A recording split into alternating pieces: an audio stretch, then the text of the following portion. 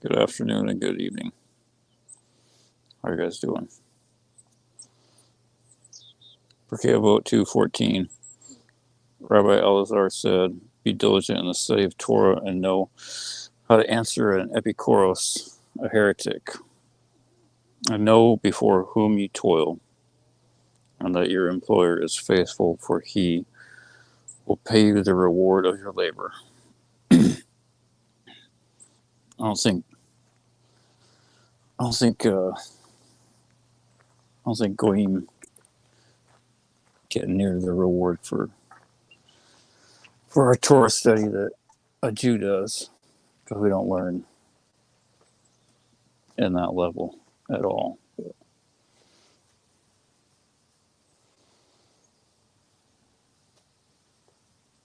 Even if there's no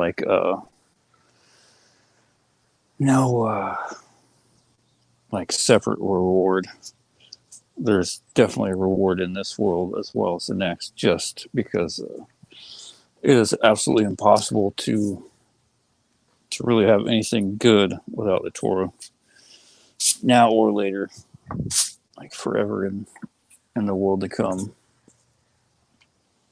There's just no way possible for a person to make it without stuffing our brain and burning into our soul as much as we can possibly do so. There's links in the. Sorry. First, I should apologize. Sorry for saying, scheduling this for whenever it was 9:25 a.m. I usually just keep them private and then go live, but I'm kind of mentally handicapped sometimes and forget. And if it's gone over the date, I can't change it once it's private. So I figured it's just easy to make it public, or at least lately. But there's about 5 days left. 5 days left of God's window of mercy. 5 or 6. No, 5. 5 days left. Yom Kippur is on Wednesday, October 5th. The 10th of Tishrei, and today is the 5th of Tishrei. But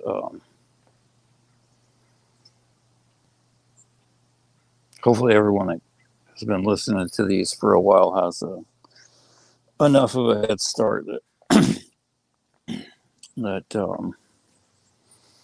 we can all consider ourselves in the 50-50 camp on Rosh Hashanah, not righteous and not wicked, and everything from Rosh Hashanah till Yom Kippur is all not really extra credit, but just ensuring that our judgment is as favorable as possible when it's sealed on the 10th of Tishrei, which is Wednesday. Next Wednesday, October 5th.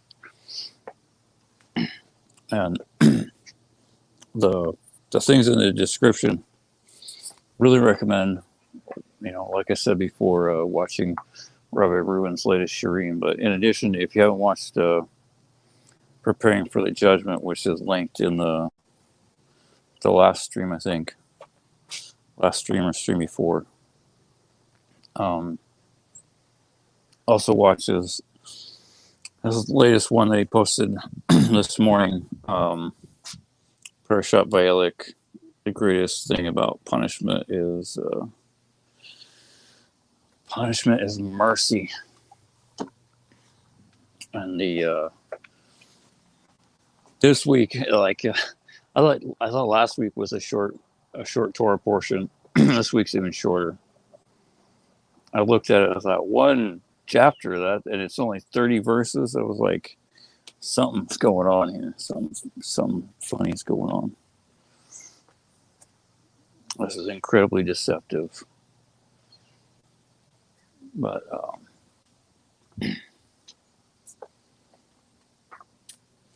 there's I think three Haftarot portions from the Tanakh. So we should read the Torah portion plus the Haftarot, the portion from the Tanakh, with the commentary, and try to toil as much for any wisdom God wants to throw our way, because we all need absolutely as much as we can possibly get.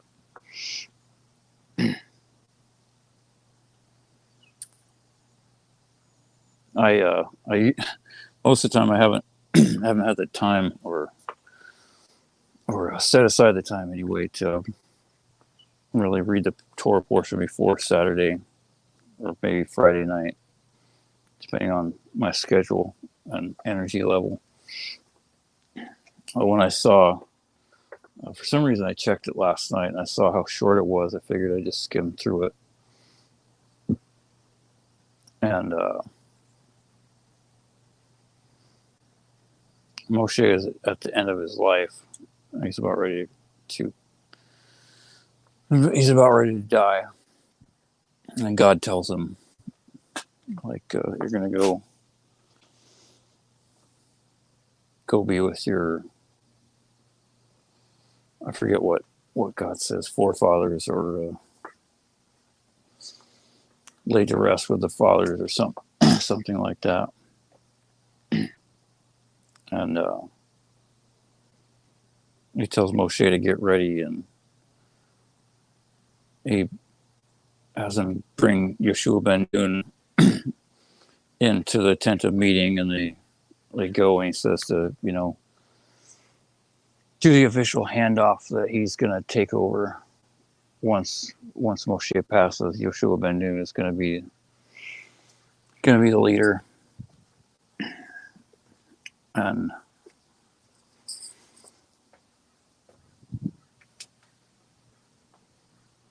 God gives a really scary prophecy.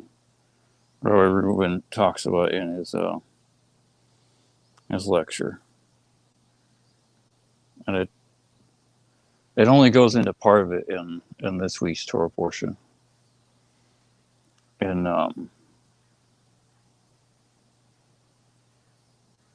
next week's Torah portion is when it gets like fully listed out. But at the end of Parashat Vayelech, God tells Moshe to write down this song that he's going to tell him, and it's a song full of curses, and it's like just terrifying, because the way God talks about it, it's like he calls it something like a song of I can't remember, a song of glory, or a song of I'll see if I took notes that are accurate.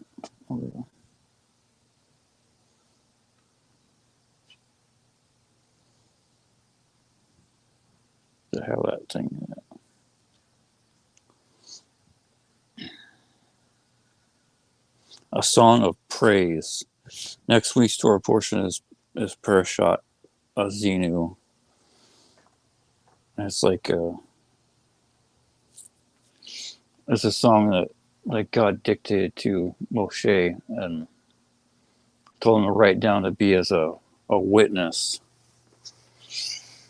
A witness.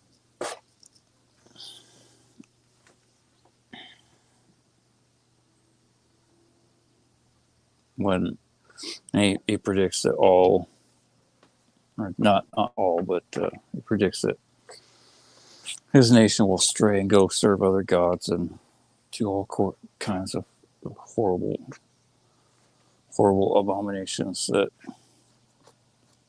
what the nations are known for, and still do to this day, unfortunately. But it is just Rabbi Ruin says, you know, all this is good for us. You know, we have to have fear, because if we aren't absolutely terrified, then we won't take any of this stuff seriously. We'll end up all the heretics and idol worshippers, and just doing whatever it is we feel like, and shooting from the hip, and that's that's why they're all absolutely totally doomed to utter destruction. Most people would, without any proper ideology, would think, well, that's obviously not the case. Everyone looks like they're doing fine. But that's not the way things work. God is patient, or at least it seems that way from our perspective, where we have time here.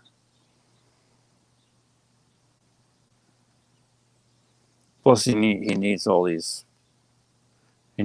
people in the world, and he has to give us all free will to either do good or destroy ourselves, and hopefully we can all not destroy ourselves, and hopefully we can do good. I gotta get going pretty soon, though. I know there's a huge crowd here. Just can't wait. But there's so much work to do. It never ends. Not until we're dead. And then there's absolutely no work at all. And everyone that didn't work at what we're supposed to do is going to be extremely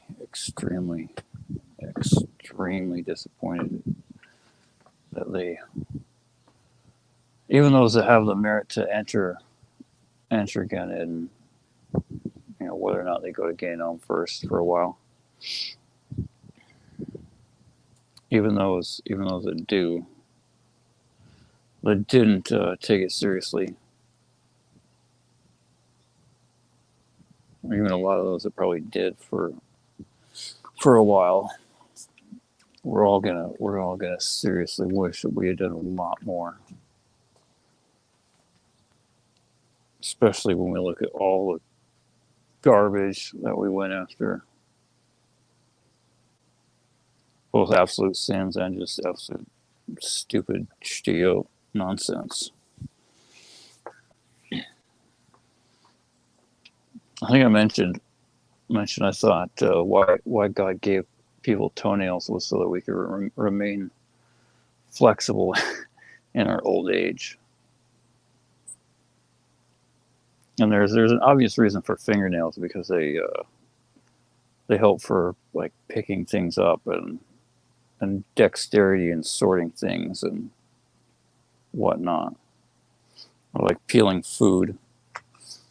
But other than that, they seem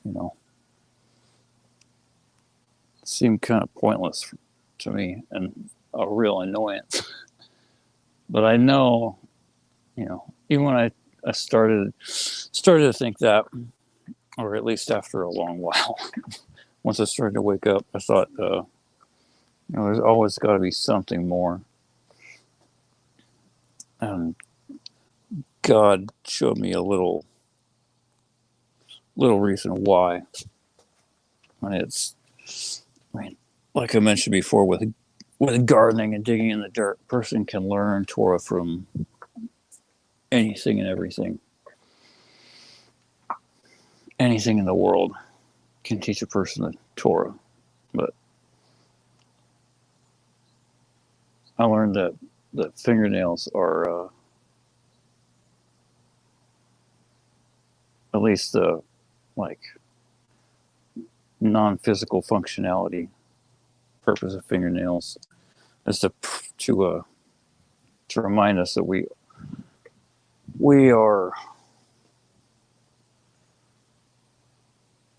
always need to work. We always have to be like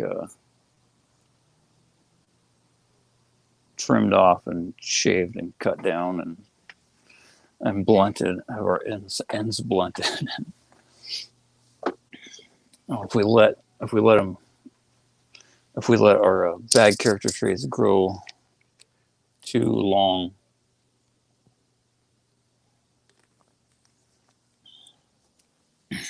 they become dangerous.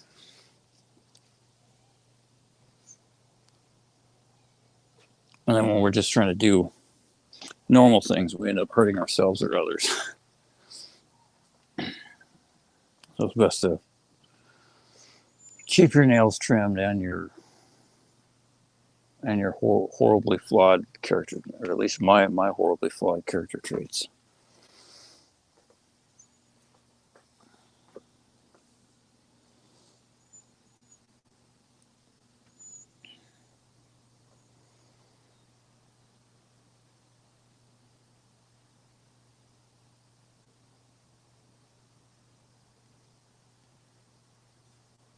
The weather changed here. It's been raining on and off. There's a lot of fruit went to the bugs. Nothing gets wasted, but a lot of it didn't get eaten by people. I guess the birds and the ants got a lot of food. There's a lot of thankfully we got most of the tomatoes picked, and got to make another batch. We made one batch of tomato sauce. Got to make another one soon because there's a massive pile of tomatoes to eat. And the figs never had more figs on it than ever. That's weird. I was thinking about the figs the other day when the first ones got ripe, and I was listening to one of the Musar Perkei Avot Shirim from Rabbi Reuven. I think it was like maybe number 29 or 30 or something like that, where he talks about certain fruits and vegetables. It just is not possible to have them kosher because there's so many bugs in them. He mentioned figs, and I thought,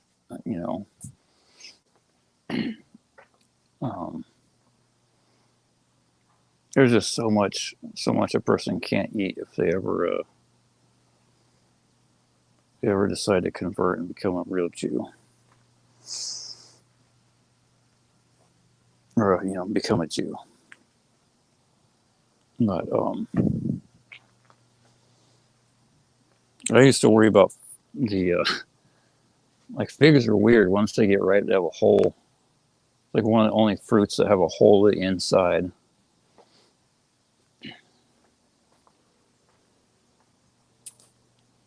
And once I used to think like the inside really looks like worms. And I always would think look at the hole and think, how do you know there's not a worm in there? You take a first bite and you look at it, and it's just, when they're ripe, I don't know if you've ever seen an unripe fig, but it just looks totally different. Like the inside's all dry and there's just a bunch of seeds and dry pith. But once it gets ripe, everything swells up, and there's all the little strands become like fat worm, caterpillar looking things. But I don't know. So much work to do. I hope you guys have all had a lot of success with your teshuva so far.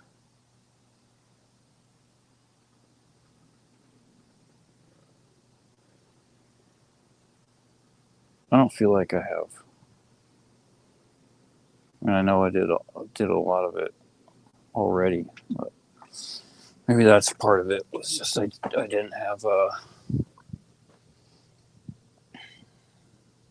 I didn't have a lot of movement at the end. It was like a crawl over the finish line, or at least towards the finish line. Not there yet. There's still a few more days, 5 days. I need to get going. It's North American cutoff date or time. Please God help us all. Please help us all to outsmart and overpower our Yetzirah to pass the test we placed that you placed before us. Please help us all to do full and complete Yeshua before Yom Kippur. Please, every single human being. May it be your will.